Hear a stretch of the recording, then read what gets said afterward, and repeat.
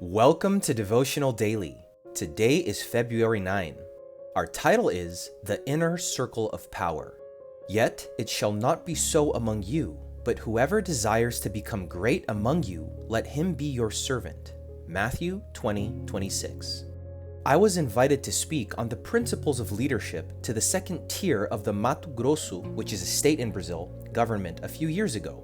I addressed an audience of about 35 to 40 individuals, men and women we would call secular. I took the time to discuss the verbs a good leader at any level should conjugate and their implications. At the end of the seminar, I included a section on the leadership style modeled by Jesus Christ with a 50-point lecture.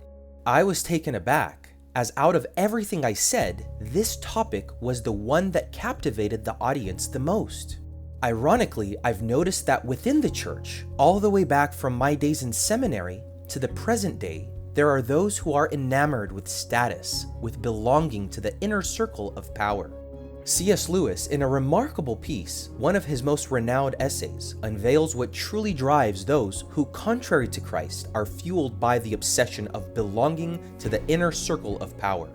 Lewis states, "I believe neither economic nor erotic motives explain everything that happens in the world. It is greed, the desire to become part of the inner circle that takes many forms. In it, you crave the delicious knowledge that only 4 or 5 really experience. As long as you are governed by this desire, you will never be content. Until you overcome the fear of being an outsider to power, an outsider you shall remain."